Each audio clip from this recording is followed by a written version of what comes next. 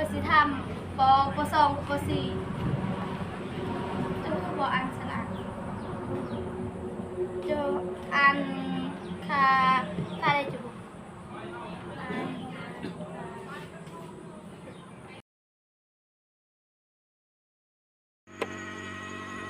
กับสบายดีพี่น้อง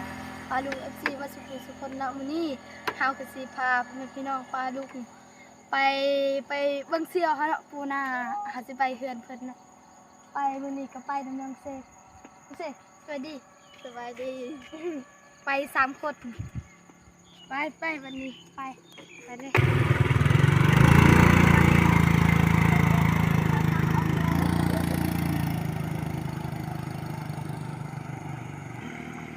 เอาก่อนอื่นกับสบายดีเด้อสบายดีและสวัสดีพ่อแม่พี่น้อง FC เมื่อสุขคนบ่ว่าอยู่ในและก็ต่างประเทศก็ยินดีต้อนรับเข้าสู่ซองพอน้องใสคือเก่าเนาะมื้อนี้ก็สิพาลูกสาวไปเฮือนเสียวเพิ่นว่ากินฮอดดนแล้วบ่เห็นสบายดีเทื่อนึงเด้อเป็นหยังปากนี่ไปหาหน่อไม้อ๋อ เป็นหยังคือถึกเนี่ยถึกไม้บ่ถึกไม้โดยไป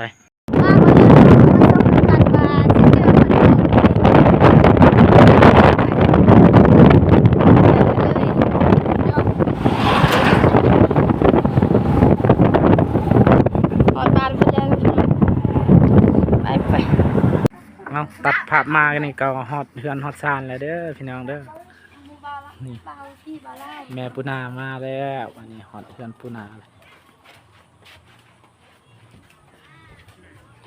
ปูนาอยู่เฮือนบ่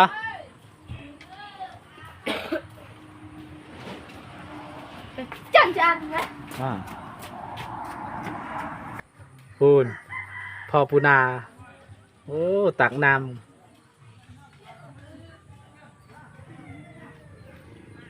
เบิ่งเพิ่นตักน้ำ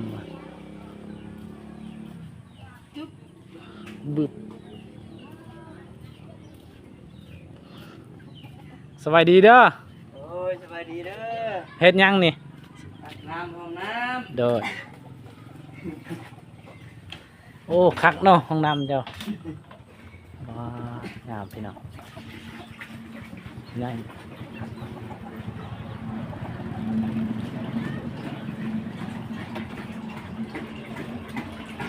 สบายดีว่า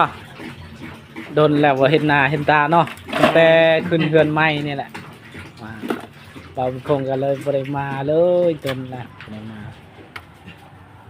เราคงกาสิมาอัปเดตเรือนชานของน้องปูนาและก็ทางครอบครัวเพิ่นเสียหญ้าเนาะสบายดีเด้อสบายดีเห็นยังเข้าหน้าเข้าให้เนี่ยแล้วบ่พูดแล้วได้ช่องเบ้าโดยวีนา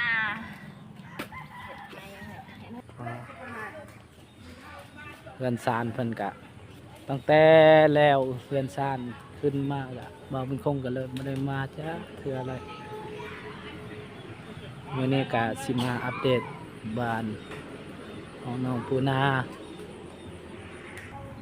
ปันนี้ก็ขออนุญาตขึ้นเฮือนซานเด้อ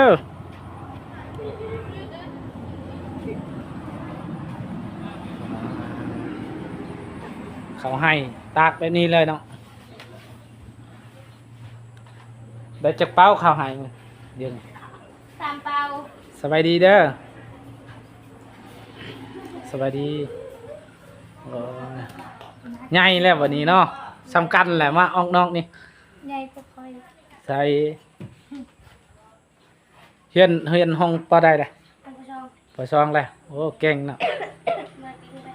ไม่ดังไม่อ่านได้ปะเขียนได้โดยน้องใส่ก็ไม่ได้ไปหาหมู่เพิ่นโดนแหละนี่ก็คิดฮอดเพิ่นก็ FC ก็หลายคนถามว่าให้ไปลินเฮือนปูนาแน่อะไรบ่าเป็นโครงก็พ พาน้องใสไป ได้กินข้าวกินน้ำแล้ววะ กินแล้วเชิญอยู่คุณล่ะสามดี ใสเอาขนมอยู่บ่อรถน่ะเอาขนมให้นี่เอาขนมให้เพิ่นก่อนขนมนี่กะอันน่ะทาง บ้า ครูบาเพิ่นผากมาผากให้น้องไส้กันแล้วน้องไส้ก็เลยแปลว่าปั้นให้หมู่ในเพื่อนนั่นแหละเพื่อนสนิทเพิ่นปั้นให้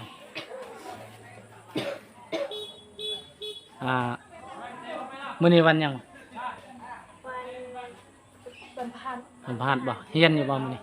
วันนี้ฝนตกบ่ได้ไปเรียน เด้องามใหญ่แล้วนี่ซ้ำน้องไส้แล้วอันนี้ ก็ว่า ใส่กว่าที่ใส่ซ้ำกันเลยนี่เนาะ12 ปี3ไป13 ไพ่10อันน่ะเจ้า13 ปีบ่ 13 ปีเต็มเลยมั้ย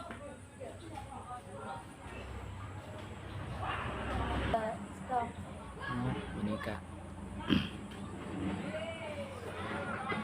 ในเฮือนซ่านก็บ่ได้หัวบ่งามโอ้เฮือนเฮาก็โอ้หัวฝนตกมาก็ใครแต่ว่าเฮาอันนั้นแก่แล้วเอาตอนนั้น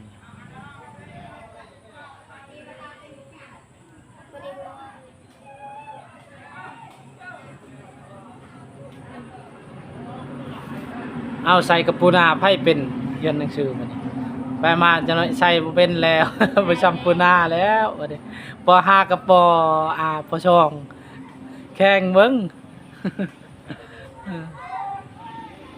บ่เป็นก็เป็ดเลยย่างก็จะอุ่นเป็ดแม่ตลกป5กับป2มาเทียบกันข่อยนี่ข่อยก็ต้องฮู้อยู่แล้วข่อยฮู้นะข่อยกูบ่ได้เสร็จสระอุบ่สระอาสระอาสระอุสระอุสระอุสระอุสระอุคือฮู้มัดสระอาเนี่ยแต่ค่อยบ่ฮู้ดิค่อยบ่ฮู้แบบประกอบนั่นคือฮู้แล้วแต่แบบบ่ฮู้สระอาแบบมันเป็นสระอาหยังอ่ะนะบ่ฮู้แต่แบบนี้ถ้าว่าเขียนได้บ่ก็เขียนได้ถ้าว่าอ่านออกบ่ก็อ่านออกก็ซ้ำอ่านออกนั่นแหละอ่านออกก็อ่านออกได้หน่อยเดียวบางเทื่อก็ได้แต่เฮาเพิ่นเขียนนี่เฮาก็อ่านได้อยู่หน่อยเดียวแต่มีป .4 เลยป .4 กับป .2 นี่ป .4 นี่ฮู้บ่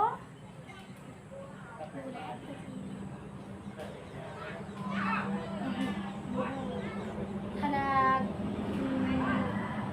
เป็นมองเอื้อยแล้วม.1ยังบ่อ่านบ่เป็นยังจะเป็นเพราะอันเนี้ยเป็นไอเป็นได้เดี๋ยวนี้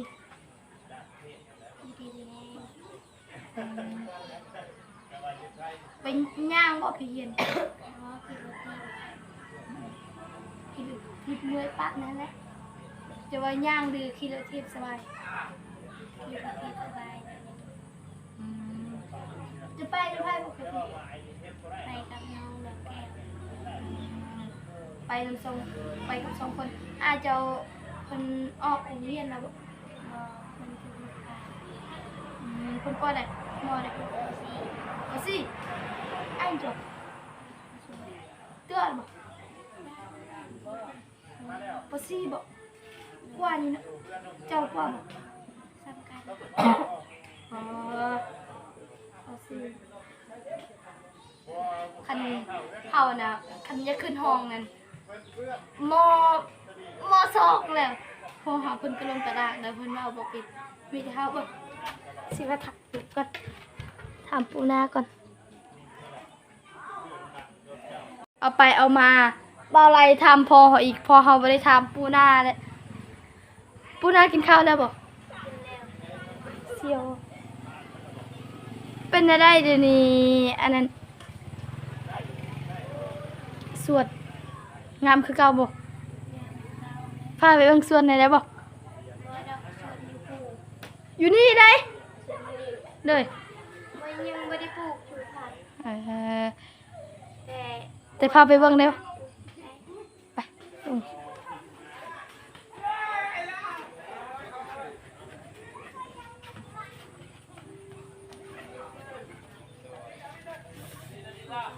สวัสดี ปล่อยพึ่งไปนี่นะ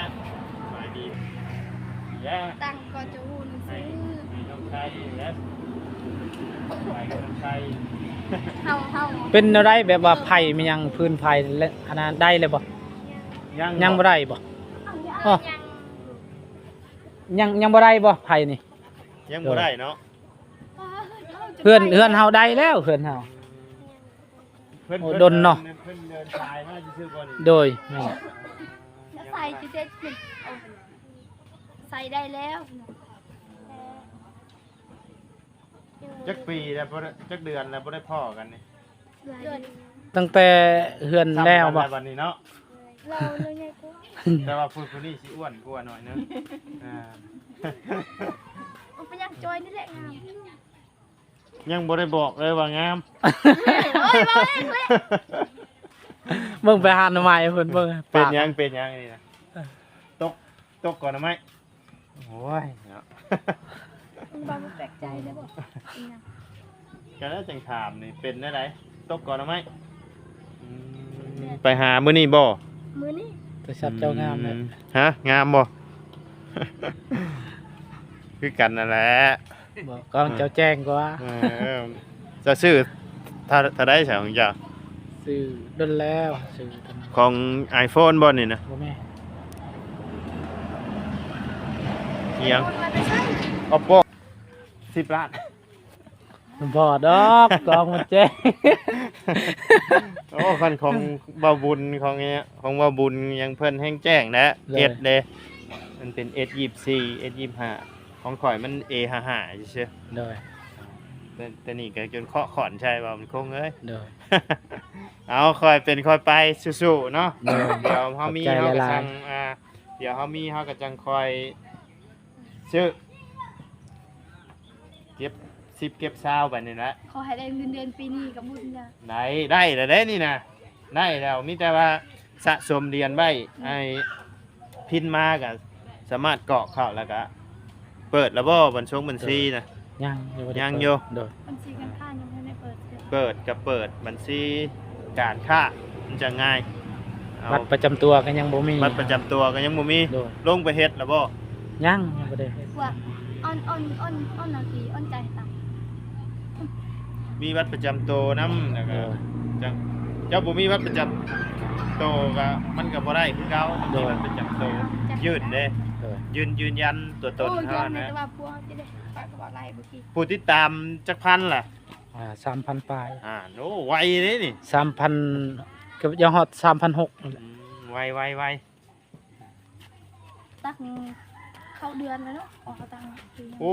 เราว่าตั้งอยู่กรุงเทพฮะเป็นปีคนผู้ติดตาม29คน โดย ก็ต้องมีพื้นฐานมี อันนี้ก็ น้ำไหนครับ แบบว่า อ่า ตั้งนี่แบบว่ากับทาง FC หั่นแหละแบบว่า โดยแม่น FC ทางทีมงานเข้ามาหั่นนะจึงมีนะ ก็มีทางทีมงานเฮา โดย กดได้กดแชร์ เวลาเพิ่นดึง ฝากช่อ หั่นน่ะ ฝากหยังนำหั่นแหละ โดยแม่นแหละ คันแบบว่าเฮาตั้งแบบโดยบ่มีไอ้ โดย พื้นฐานอีหยัง โดย โอ้ยากว่า แม่น ตร แหละ งๆ แม่ อะ นแหละ ยาก เออ เจ้าอย่าไปแทะ แต่ผิวเกลี้ยงเราเข้าแต่ผิวเราไม่ได้เกลี้ยงผิวคอยในเกลี้ยง แม่นบ่ ส่งตัวเองตลอดเลย เอ นะ อ คนข่าว อืม ข่าวกับดำเนี่ย อืมเราก็เริ่มข่าวเลยเด้ เราไม่ได้หมดกัดสิแตกต่างกันหนึ่งแน่ อืม กันนะ เพิ่นนะย่องเพิ่นมา เอา บัด กอดเบิ่ง มาบัดนี้หัวเพียงหัวเลยเนาะอ่า สำคัญแหละ ทำกันละ เราซุ่มพวก ไอ้สำคัญ เราเป็นเอื่อยเด้ อ่าเอื้อยกะจังว่าน้องไซสิไปกูเฉพาะจังจ้อยเนาะ ย้อนยัง ย้อนหยัง ย้อนบ่มีอาหารกิน ไปว่าไปหาหน่อไม้อยู่ ไปหาไป ยัง หา ยังบ่ทันแล้วบ่ยังเฮ็ดบ่แล้วบ่ เด้อ แบะไปอยู่กี่นี่แบะไปเอารถเห็นทั้งไอ้ แม่จะว่าถ่ายกินข้าวกันเด้อว่ะแกงก็ไม่เห็นปะเอาว่ะคำเราไปถ่ายเบี้ยกันว่ะขอบใจละลายว่ะมื้อหน้าสิแวะกินน้ำก็ได้บ่ได้แวะกินถามว่าน้องไซไปไซป่ะไปหาน้องปูน่าว่ะพอดีแล้วว่าสิแวะเข้าไปหันเด้อว่ะ โดย มาจากโมงจ้ะน่ะ มาแต่4 โมง 4 โมง โดย มื้ออื่นเช้าก็ไปเนาะ โดย เฮ็ดเปียกประจำอยู่แถวใดเดี๋ยวนี้ บนเลี้ยไก่เสียงฮอดโรงงานชันพิเปอร์ในบ อ๋ น ใหญ่ๆจะเป็นคนไทย ถือ บ่ ว่าบ่ไกลเนาะ โดย ตัวใหญ่ๆจะเป็น เที่ยว คน ไป ไทย เที่ยวมาได้แบบไปเข้าไปได้จังโมงบัดนี้ ไปกะประมาณ6 โมงยังนี่แหละ 6 โมงยัง โดย เข้าเวียก8 โมงบ่ เข้าเวียก7 โมง 7 โมง โดย กันสมมุติว่าเฮาบ่ได้มาเด้เฮาเข้ามานอนอยู่แคมป์นี่บ่หรือว่าเฮาไอ้ปุ๊กกระต๊อบนอนแบบตั้งแคมป์นอนเด้อบ างเทื่อเฮาก็ตั้งแคมป์นอนบางเทื่อก็แบบว่า